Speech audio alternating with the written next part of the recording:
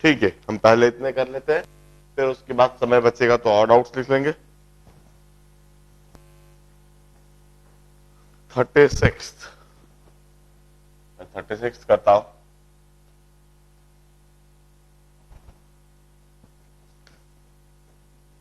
An aqueous solution of cane sugar, we have got cane sugar. Cane sugar मतलब गन्ने का रस। It have got molecular weight of 342. It's sucrose in fact C12H22O11. cane sugar होता है, has an osmotic pressure of 1.5 atmosphere. Osmotic pressure is 1.5 atmosphere at 18 degree centigrade. What will be its osmotic pressure at 40 degree centigrade? यह osmotic pressure pi1 कह देता हूं at 18 degree centigrade, osmotic pressure at 40 degree centigrade. देखिए pi is equal to CRT, hence pi1 upon pi2 is equal to T1 upon T2. Temperature must be substituted in Kelvin. Temperature को kelvin में substitute करना होगा, तो pi1 की जगह पर मैं लिख देता हूं, यह टेम्परेचर T1 है 1.5 ATM, pi2 मुझे डिटरमाइन करना है, T1 को सब्स्टिट्यूट कर देता हूं 18 डिग्री सेंटीग्रेड के लिए 291 केल्विन और 40 डिग्री सेंटीग्रेड के लिए 330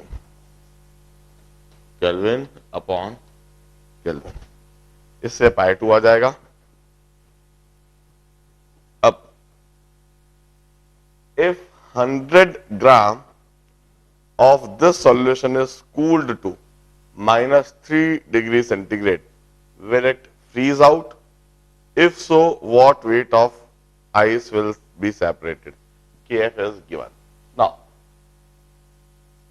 हल्का सा लंबा प्रॉब्लम है पर करा जा सकता है। सबसे पहले अब हम इस सॉल्यूशन का इसी समय पाई इक्वल टू CRT से कंसंट्रेशन इन मोलारिटी निकाल लेंगे और उससे हम कंसंट्रेशन इन मोलालिटी भी निकालने का प्रयास करते हैं। कुछ इस तरह से देखिए, पाई की जगह 1.5 एटमॉस्फेयर रख देता हूं, C मुझे निकालना है, R की जगह 0.0821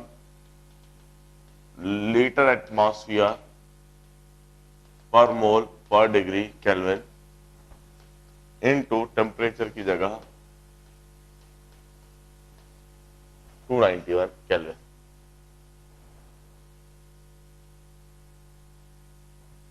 केल्विन से केल्विन कैंसिल हो जाएगा, एटमॉस्फेयर से एटमॉस्फेयर कैंसिल हो जाएगा और इस तरह से इस सॉल्यूशन का कंसंट्रेशन मोल्स पर लीटर में आ जाएगा 1.5 upon 0.0821 into 291. This concentration in moles per liter. अब इससे हम मोलालिटी निकाल सकते हैं। हम सॉल्यूशन की डेंसिटी नियरली 1 मान लेंगे, सॉल्यूशन की डेंसिटी नियरली 1 मान लेंगे क्योंकि एक्वस सॉल्यूशन की डेंसिटी 1 के आसपास ही होती है, 1.0 समथिंग इस तरह से केन शुगर है। और सॉल्यूशन की डेंसिटी 1 मान के यह जो 1 लीटर सॉल्यूशन है इसकी मोलारिटी इस तरह से डिटरमाइन करेंगे, 1 लीटर सॉल्यूशन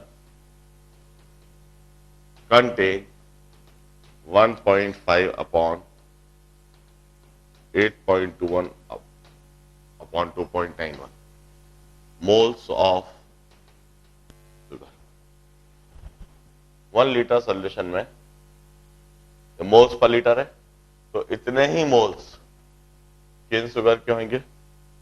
फिर डेंसिटी 1 मान ली तो उससे हम कहेंगे 1 kg, 1 लीटर को पहले 1000 ml कहेंगे और 1000 ml को 1000 ग्राम्स कह देंगे। तो 1000 ग्राम्स ऑफ सॉल्यूशन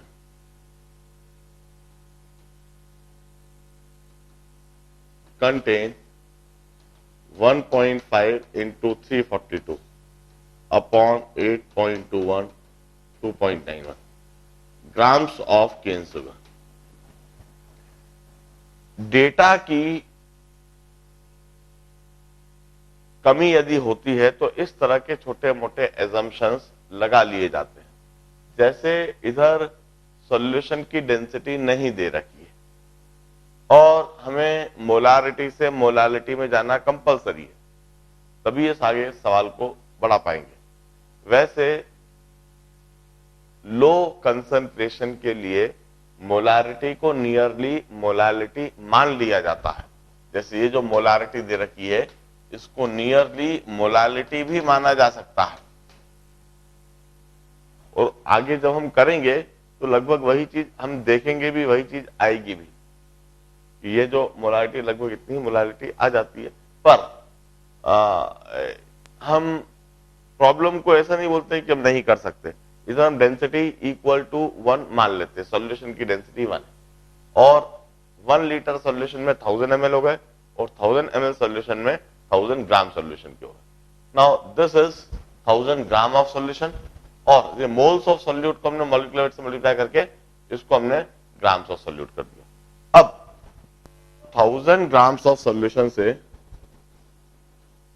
सब्सट्रैक्ट कर देते हैं ग्राम्स ऑफ सॉल्यूट, तो ये हो गया grams of solvent contain this much moles.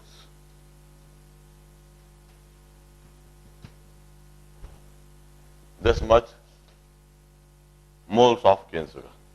तो इससे हमको मोलालिटी मिल गई। मोलालिटी इस आ जाती है मोल्स ऑफ सॉल्यूट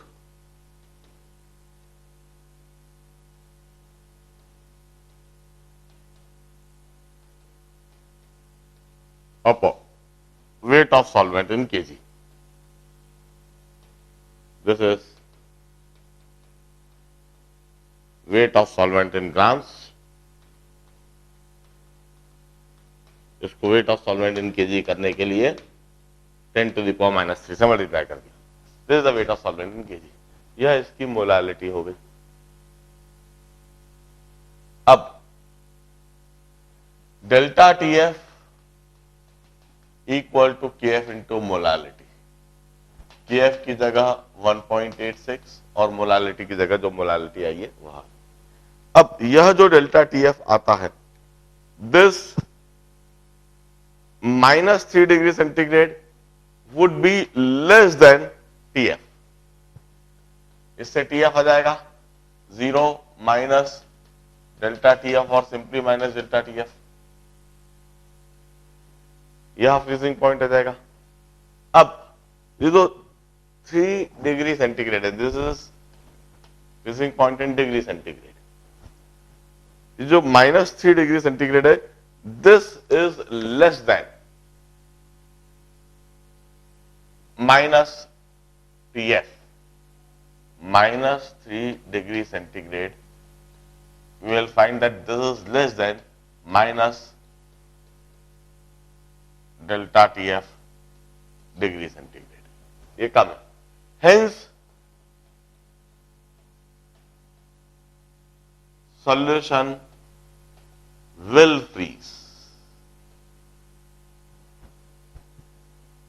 इसमें क्योंकि जो टेम्परेचर है वह डेल्टा फ्रीजिंग पॉइंट से कम है, इसलिए वह सॉल्यूशन डेफिनेटली फ्रीज करना चालू करेगा। अब -3 डिग्री सेंटीग्रेड तक कितना सॉल्वेंट फ्रीज आउट हो जाएगा, कितना सॉल्वेंट आइस में कन्वर्ट हो जाएगा, इसके लिए हम क्या करते हैं, at -3 degree centigrade freezing point is -3 और डेल्टा TF इज 3। जो भी कुछ सॉल्यूशन बचेगा -3 डिग्री सेंटीग्रेड पर, उसका फ्रीजिंग पॉइंट -3 डिग्री सेंटीग्रेड होगा और उसका डेल्टा TF 3 डिग्री सेंटीग्रेड होगा। अब मैं क्या करता हूं, सबसे पहले 100 ग्राम लिया है उनने, 100 ग्राम गन्ने के रस को उनने फ्रीजर में रखा है और उस फ्रीजर में -3 डिग्री सेंटीग्रेड है। तो सबसे पहले तो हम ये जो 1000 ग्राम लिखा हुआ है, 1000 gram of solution contain this much grams of cane sugar, इसी जगह पर मैं 100 ग्राम के लिए इधर एक डॉट लगा देता हूं। 100 gram of solution contain this much gram of cane sugar, और 100 ग्राम में इतने ग्राम सॉल्वेंट के, this is the grams of solvent. 100 gram solution में इतने ग्राम सॉल्वेंट के इनटू 0.1 ग्राम सॉल्यूशन लिया और उसमें 100 ग्राम सॉल्यूशन में इतने ग्राम केन शुगर के और इतने ग्राम सॉल्वेंट के। अब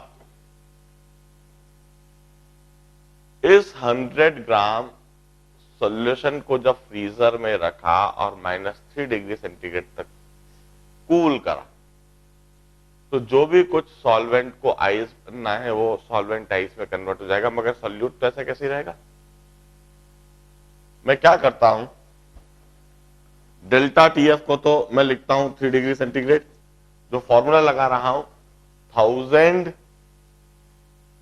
या मोल्स ऑफ सॉल्यूट दिया है, मोल्स 1.86, तो KF लिख दिया, KF into molality, delta TF equal to KF into molality. अब मोलालिटी में डेल्टा TF लिख दिया मैंने, KF लिख दिया, और मोलालिटी लिखने के लिए मोल्स ऑफ सॉल्यूट इतने लिख रहा हूं, moles of solute is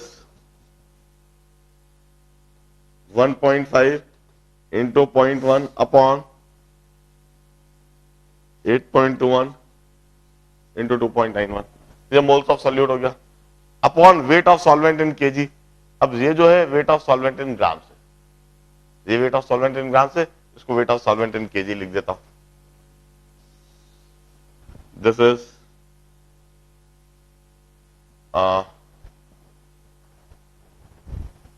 weight of solvent in KG, इधर से नहीं आएगा, जो सॉल्वेंट बचा रहा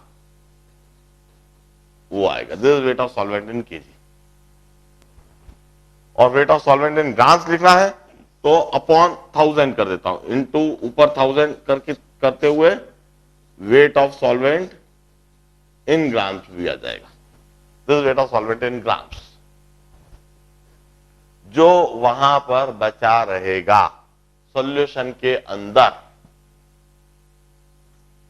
-3 डिग्री सेंटीग्रेड पर, जब फ्रीजिंग पॉइंट -3 हो गया, जब डेल्टा TF 3 डिग्री सेंटीग्रेड हो गया, इस कंडीशन पर delta TF 3 is equal to KF into molality, molality की जगह weight of solute, moles of solute upon weight of solvent in KG लिखना था, तो weight of solvent in grams upon 1000। इधर weight of solvent in grams मैंने इसलिए लिखा क्योंकि आगे सारे सॉल्वेंट की वेट मेरे पास ग्राम्स में ही। अब इस तरह से सॉल्यूशन के अंदर बचा हुआ सॉल्वेंट, उसका वजन ग्राम्स में आ चुका है, this is weight of solvent in grams, जो सॉल्यूशन के अंदर बचा हुआ है, this is 1.86 into 1.5 into 0.1 into 1000 upon 3 into 8.21 into 2.91। यह wait of solvent in grams है, जो सॉल्यूशन के अंदर बचा हुआ है लिक्विड स्टेट। अब मास ऑफ आइस कितना होगा, मास ऑफ आइस अब हम आसानी से निकाल सकते हैं। ओरिजिनली वहां पर इतने ग्राम सॉल्वेंट था, 100 ग्राम सॉल्यूशन, 100 ग्राम सॉल्यूशन में से सॉल्यूट का वेट हटाया हुआ है, तो इतने ग्राम ओरिजिनली सॉल्वेंट वहां पर था, जिसमें से इतने ग्राम सॉल्वेंट बचा हुआ है। तो अब मैं लिख देता हूं mass of ice, mass of ice original weight of solution, ये सॉल्यूशन का wait minus the weight of solute which is this much minus the weight of remaining solution.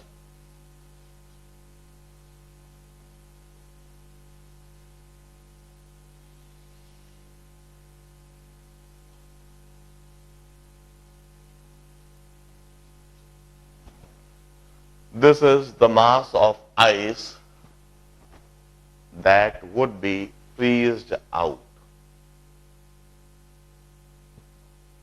In fact,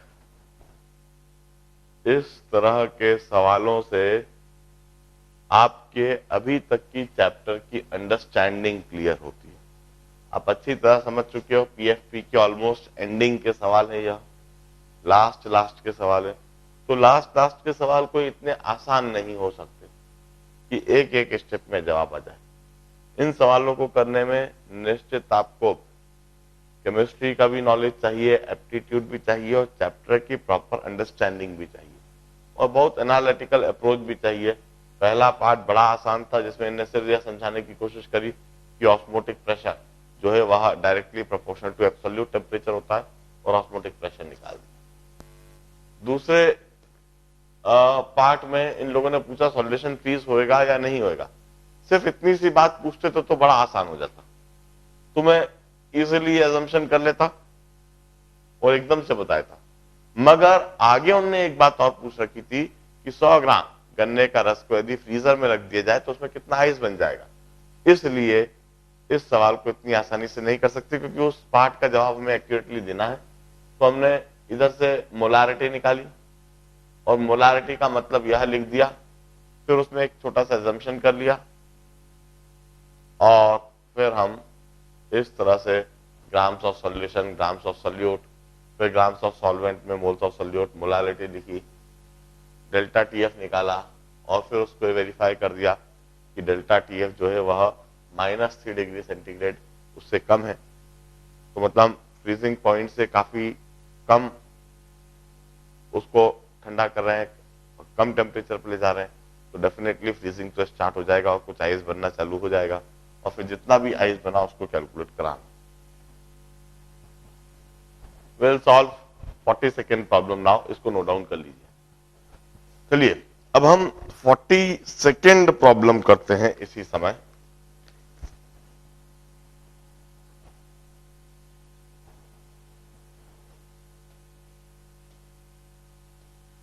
problem को ध्यान से पढ़ते हैं। वंस अगेन हल्का सा aptitude तो अप्लाई करना पड़ेगा इसमें। Dry N2 was passed successively through a solution of solute A2B in the water, no pure water. Once again इस चीज को पढ़ते से ही हमें इस तरह का सेटअप याद आना चाहिए। हमने लेक्चर में इस सेटअप को देख रखा है, सीख रखा है।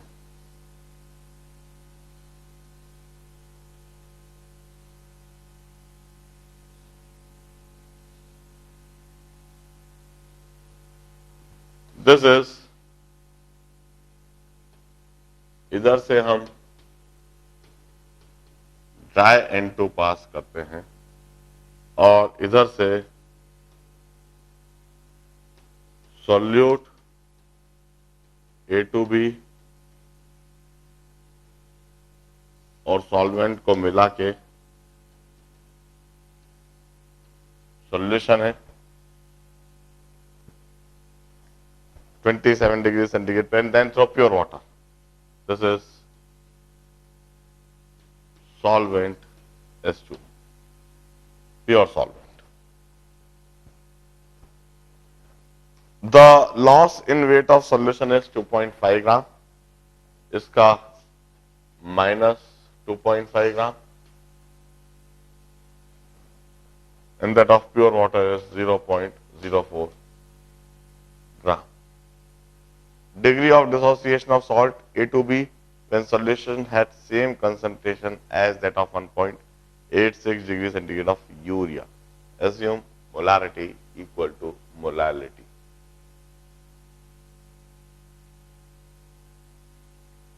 अब सबसे पहले कंसंट्रेशन डिटरमाइन करा जाए। A2B has same concentration at that of 1.86% weight by volume of urea. इधर करता हूं मैं 1.86% weight by volume of urea. Urea होता है NH2CO NH2 molecular weight 60।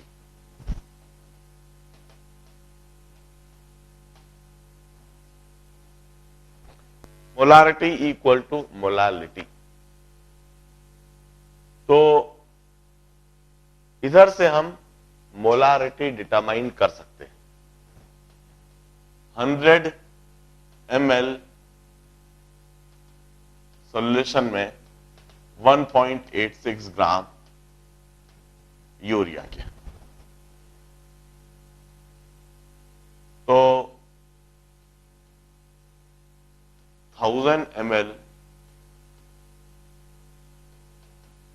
Solution में 18.6 ग्राम यूरिया के।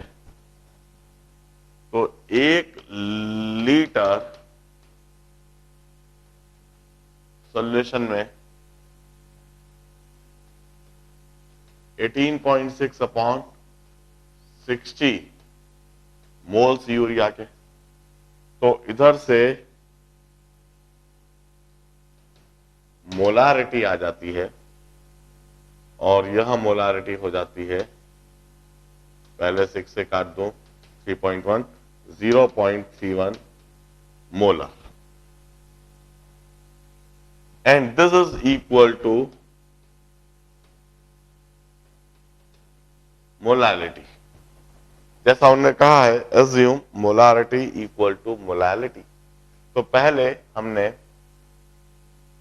1.86% weight by volume of urea का मतलब निकाला। जैसे ही यह बात पढ़ी हमने तो उसी समय हमें थ्योरी के पेजेस टर्न करना होंगे और volume percentage in wait by volume की डेफिनेशन को रिकॉल करना होगा। या तो हमें याद हो या फिर उसी समय हम एक और बार रिवाइज करें। 100 ml सॉल्यूशन में 1.86 ग्राम यूरिया के। तो 1000 ml सॉल्यूशन में 18.6 ग्राम यूरिया के। 1000 ml सॉल्यूशन मतलब 1 लीटर सॉल्यूशन। 1 लीटर सॉल्यूशन में grams of urea upon molecular weight, this moles of urea, इतने मोल्स यूरिया के। Molarity is number of moles in a litre of solution. तो यह molality भी हो गया। अब इससे हमें मोल फ्रैक्शन ऑफ यूरिया पता लग जाता है। इसका मतलब है 1 kg of water contain this much moles of urea. तो मोल फ्रैक्शन ऑफ यूरिया हो जाता है 0.31 अपॉन टोटल मोल्स में 0.31 plus 1000/18। Mole fraction of water भी पता लग जाता है। मोल फ्रैक्शन ऑफ वाटर हो जाएगा 1000/18 अपॉन 0.31 प्लस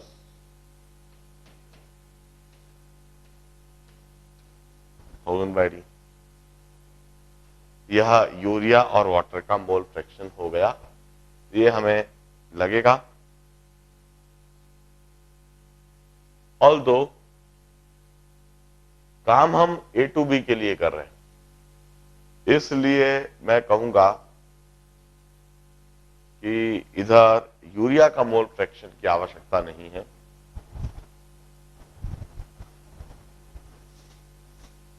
ने जो कहा है concentration of A to B is same as that of urea, तो बस मैं इधर लिख देता हूं molality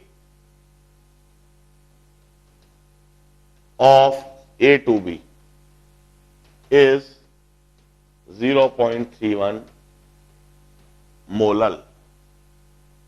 molality of A to B is, क्योंकि जो प्रॉब्लम है वो A to B पर है और यूरिया का इंट्रोडक्शन तो सिर्फ इसलिए आया कि उन्हें बात डिस्क्राइब करी that the A to B has same concentration as that of 1.86% weight by volume of solution of urea at 27 degree centigrade.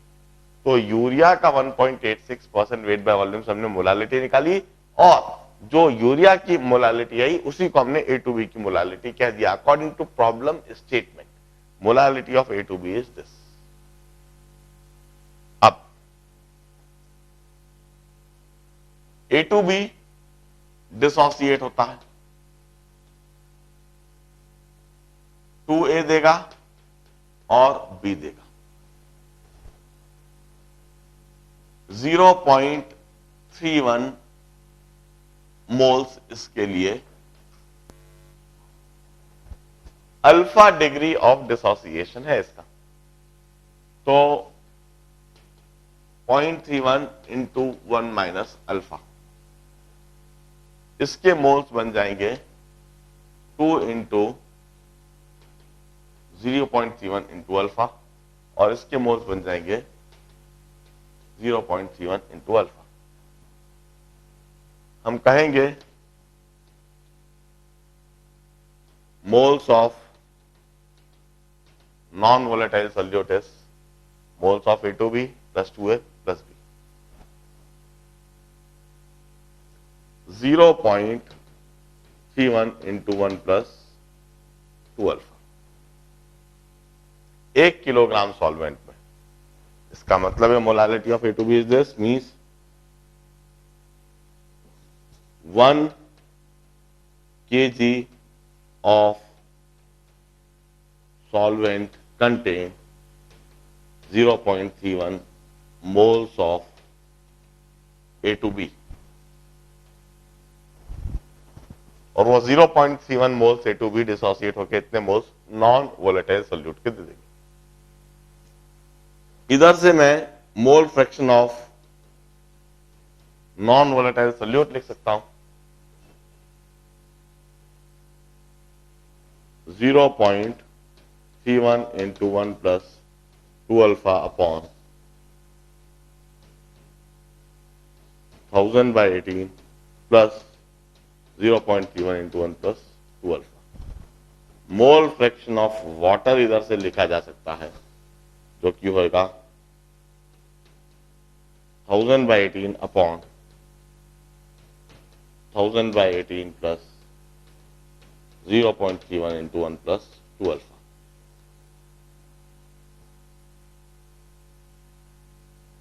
ये सारा काम तो हमने जो वहां पर A2B और यूरिया की इक्वलेंसी जो दे रखी है उससे कर लिया। अब इस सिचुएशन पर आ जाते हैं। हम कहते हैं इधर सॉल्यूट और सॉल्वेंट दोनों है, सॉल्यूशन है, इसका कुछ vapour pressure PS and that PS is directly proportional to the mass evaporated in this.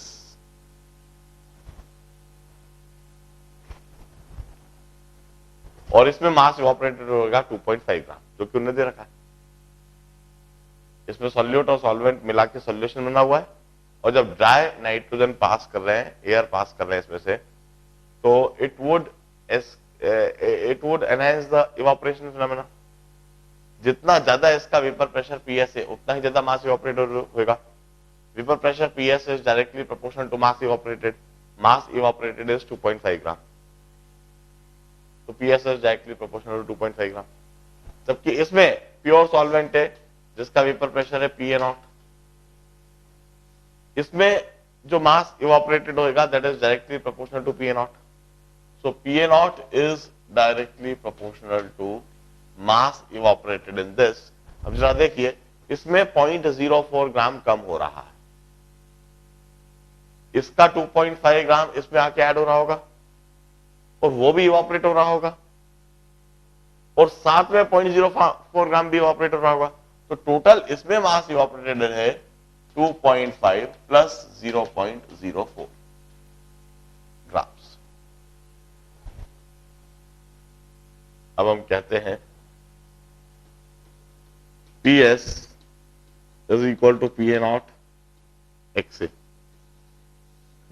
PS की जगह पर लिख दें 2.5 पी ए नॉट की जगह 2.54 इंटू एक्स ए की जगह पर this 1000/18 into upon 1000/18 plus 0.31 into 1 plus 2 alpha. Solve for alpha.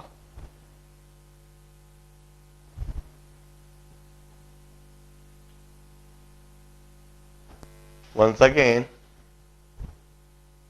Problem को सॉल्व करने का तरीका बड़े ध्यान से देख ले. सबसे पहले जो ने कहा concentration equal to 1.86 weight by volume of urea, तो weight by volume of urea से कैसे उसकी मोलारिटी निकाली. फिर उन्होंने जो कहा हम प्रॉब्लम को बड़े ध्यान से पढ़ते हैं, प्रॉब्लम में जो कंडीशन दी होती है उसको हमेशा इस्तेमाल करते हैं. तो percentage weight by volume of urea से मोलारिटी निकाली. फिर उन्होंने कहा assume molarity equal to molality, तो इस मोलारिटी को मोलालिटी से नियरली इक्वल कर दिया. फिर उन्होंने कहा कि जितना यूरिया का कंसंट्रेशन है उतना ही कंसंट्रेशन ए टू बी का है, तो हमने कहा molality of A to B भी सेम हो गया. फिर हमने कहा molality of A to B इतना हो गया, इसका मतलब 1 kg सॉल्वेंट में इतने मोल्स ए टू बी के. यह प्रॉब्लम का एक मॉड्यूल बन गया, प्रॉब्लम का एक हिस्सा यह बन गया. फिर ए टू बी का डिग्री ऑफ डिसोसिएशन पूछ रखा है. हमें यह बात समझ में आ गई कि ए टू बी डिसोसिएट होगा. ए टू बी किस तरह से डिसोसिएट होता है हमने यह ले लिया, लिख ली रिएक्शन. अब 1 किलोग्राम सॉल्वेंट मतलब 1000 ग्राम सॉल्वेंट में इतने मोल्स ए टू बी के, तो ये जो moles of A to B है ये डिसोसिएट जब होंगे तो उसका डिसोसिएशन फार्मूला लिख लिया.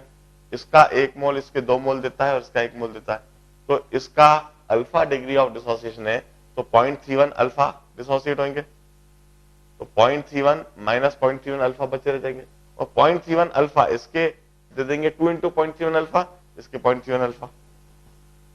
Total moles of non volatile solute के लिए this plus this plus this कर दिया और यह लिख दिया. Mole fraction of non volatile solute इतना आ गया, मोल फ्रैक्शन ऑफ वाटर इतना आ गया. यह प्रॉब्लम का दूसरा मॉड्यूल बन गया. फिर इस तरह की सिचुएशन हमने समझा रखी है क्लास में कि ड्राई नाइट्रोजन पास करने से पहले सॉल्यूशन से पास करा, फिर प्योर सॉल्वेंट से पास करा. सॉल्यूशन का जितना भी मास इवापोरेट होएगा, vapour pressure is directly proportional to mass evaporated. Solvent से जितना ही मास इवापोरेटेड होएगा, vapour pressure is directly proportional to mass evaporated. PS equal to P A not X A, PS clear PS, P A not clear P A not, X A की जगह x. बड़े ध्यान से पूरे problem के solution को देखें. इसके बाद हम एडवांस लेवल प्रॉब्लम का 9th प्रॉब्लम करेंगे.